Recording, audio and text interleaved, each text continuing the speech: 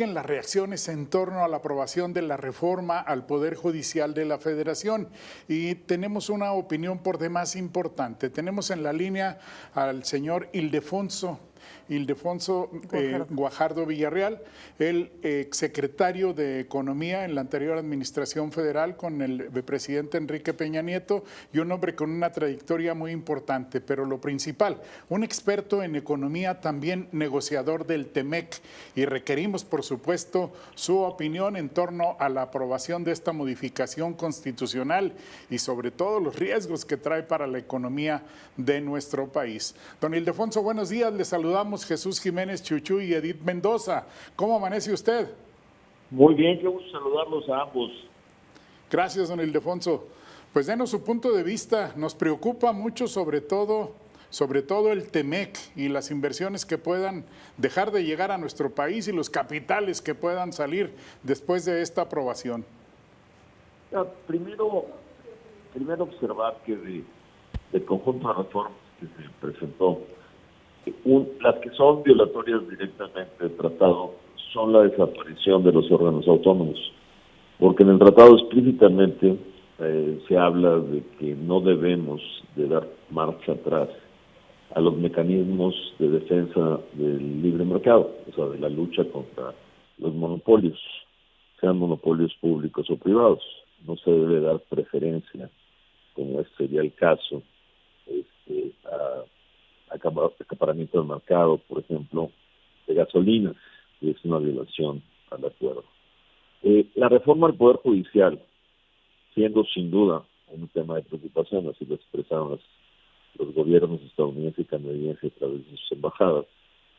Y ellos mismos en el comentario dijeron: México es soberano para organizar como le parezca su sector judicial, su poder judicial, siempre y cuando sea una mejoría con certidumbre para la impartición de justicia y para fortalecer el Estado de Derecho. Yo creo que todos han concluido de que nuestro sistema judicial tiene que ser mejorado, pero la ruta de la elección popular, pues ya lo sabemos, simplemente con las elecciones de diputados nos damos cuenta que esa ruta no es la correcta. Vemos cómo llegan diputados pues identificados a veces con intereses nocivos, o simple y sencillamente llegan diputados que no van a deliberar lo mejor para México, sino simplemente siguen la línea de sus partidos o de sus gobiernos, como es el caso de Morena en el Congreso. Entonces, ¿cuál es el temor? Que este cambio, que no necesariamente va a garantizar una mejor impartición de justicia, deteriore la calidad de la justicia, y cuando haya reclamos por abusos en las decisiones sobre el sector privado, nos llevarán a controversias, y lamentablemente el nuevo TEMEC solo le da la protección de arbitraje internacional a aquellos que están invertidos en temas que están sujetos a concesiones, que están invertidos en energía, en temas de agua, en temas de gas, mientras que los que están invertidos en manufactura, como es el caso de las grandes inversiones que llegan a Coahuila, están obligados a recurrir a las Cortes Nacionales. Y si la Corte Nacional no libera y resuelve con transparencia, pues obviamente eso va a ser sujeto a un conjunto de reclamos de nuestros socios comerciales. Entonces, sí tenemos la libertad de hacer lo que queramos en ese sentido, pero el resultado podría ser fatal, en el sentido de que tendríamos un cúmulo de reclamos por parte de nuestros socios comerciales. Muy buenos días. Pues usted estuvo presente en las negociaciones del TEMEC. ¿Qué posibilidades ve de que, dada esta circunstancia y ahora también próximo, pues por ahí el tema de los organismos autónomos y demás, qué posibilidades ve de que Estados Unidos y Canadá soliciten una revisión anticipada de este tratado comercial? Yo creo que no va a haber no es necesario, estamos ya a la vuelta de la esquina. Prácticamente falta, el 25 deben de empezar los trabajos preparatorios para iniciar la revisión del 26. Yo creo que ese va a ser un momento clave, donde para mí llegar a esa revisión los temas fundamentales que vamos a tener van a ser Sabemos que hay controversias en maíz genéticamente modificado, sabemos que hay controversias en energía, hubo controversia que ganó México en automotriz, para interpretar la regla de origen de integración de autopartes. Pero los temas más importantes, de acuerdo a cómo se están desarrollando las cosas, va a ser el cuestionamiento de cómo está llegando la inversión china en México y si esa inversión amenaza la seguridad de América del Norte. Sabemos, por ejemplo, que la licitación en materia de telecomunicaciones para la red 5G, para la nube, se abrió de manera sorpresiva para incluir empresas chinas. Ese es un tema muy sensible para nuestros vecinos en América del Norte y que lamentablemente va a ser sujeto a una escrutinio, una revisión pues, que ocurrirá dentro de año y medio aproximadamente. El otro tema que también se va a incluir ahí va a ser seguramente cómo proteger los intereses de los inversores extranjeros frente a lo que parece ser un futuro endeble del sistema judicial.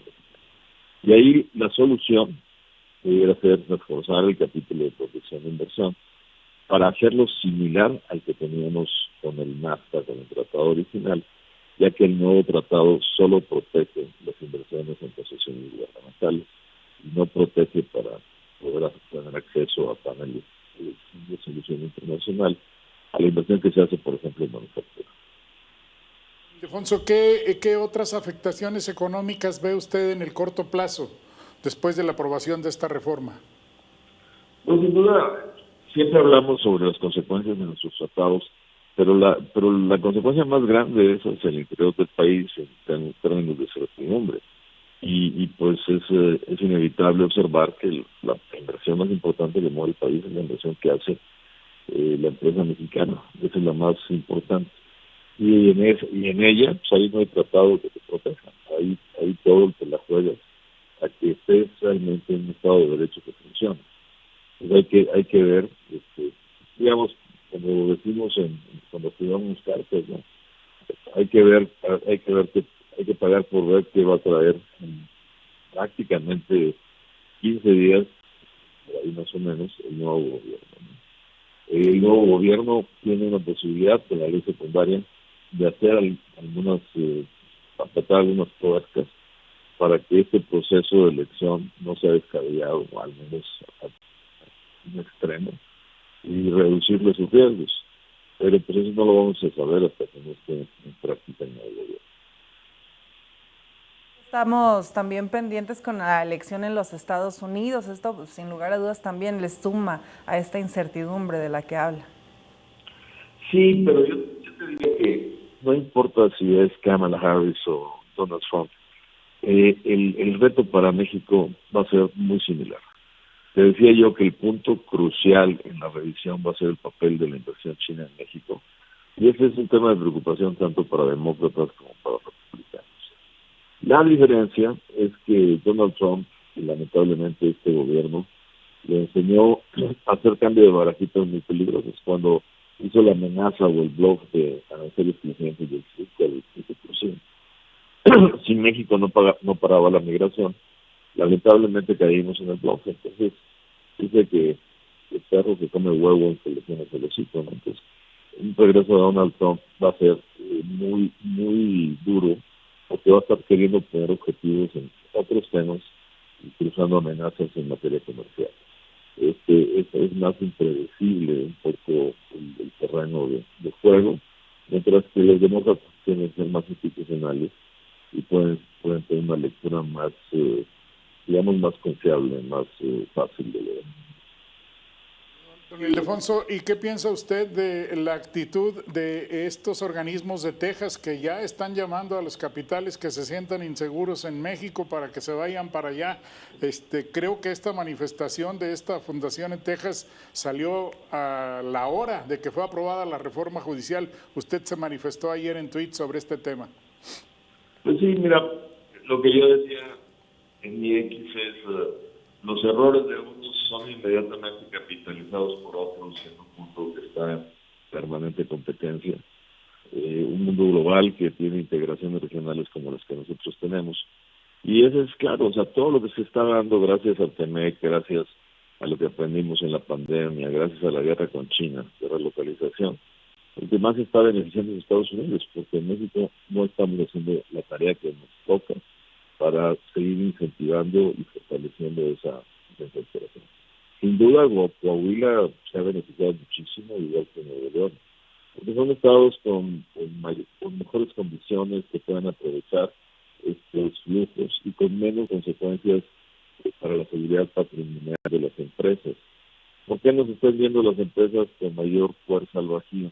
Porque el vacío ahorita es un polvorín desde el punto de vista de seguridad. Entonces traemos problemas con capacidades de ofrecer energía eléctrica, problemas con seguridad, y ahora introducimos con la reforma judicial incertidumbre jurídica y dudas sobre el Estado de Derecho mexicano. Entonces, si le seguimos acumulando piedritas, pues la gallina de los huevos de oro va a dejar de comerlo. Estamos realmente poniendo las pilas para aprovechar esta.